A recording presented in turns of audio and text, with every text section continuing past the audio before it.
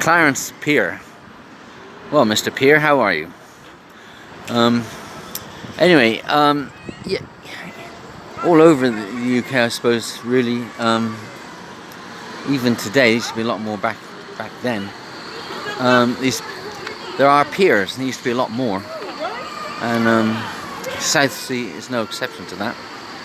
And back in the day, after the Second World War, really, and in the 50s and the 60s, then a lot of these places along the south coast used to be really popular. Lots of them actually, and then along came the charter flights to Spain.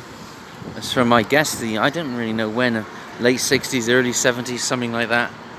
And people started taking those because they were guaranteed sun more than staying here. I mean, when it's nice and sunny here, it's lovely. But of course, sometimes, or most of the time, there's no actual guarantee of that. So a lot of people will just go off to Spain, or even today, right, Florida or wherever. Anyway, so these pier places were, well, of course now it's February, so it's not going to be that busy in the middle of February. Apparently there has been a bit of a resurgence in recent years. And let's walk out here. I mean, a few of these coastal places have got a lot of those little chalets where people will go and change, and I think some people they can be bought. I'm not sure about Southsea here, but you can see. Oh, there's one of those little ferries there that's going out to the Isle of Wight. Not sure if that may be one that Lisa and I took a couple of years ago when we went to and from the Isle of Wight. But that's where that's heading. You can actually see the Isle of Wight. It's just out there a little bit.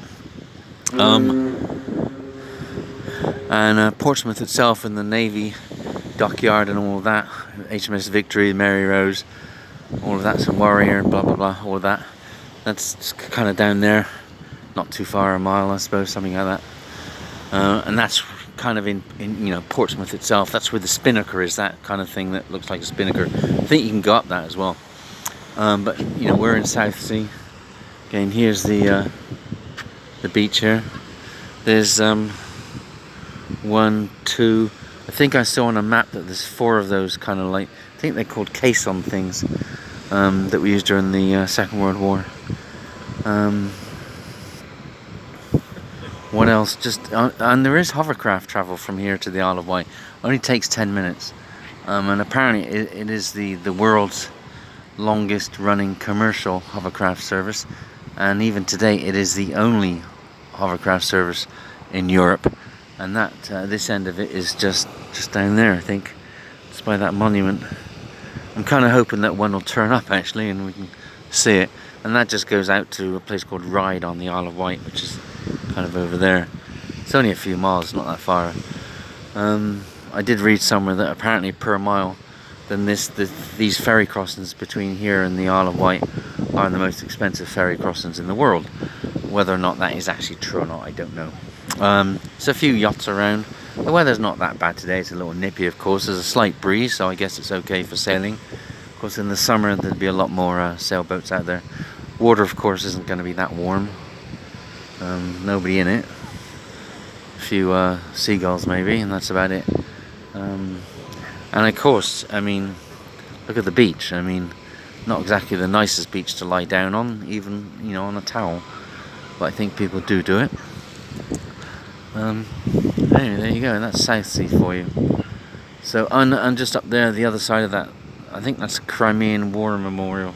That thing, the other side of that, by a few hundred yards, there's a D-Day museum. So if you like that kind of thing, I think that's probably quite interesting, because a lot would have taken place, certainly on the south coast of England. Which quite definitely included where we are now.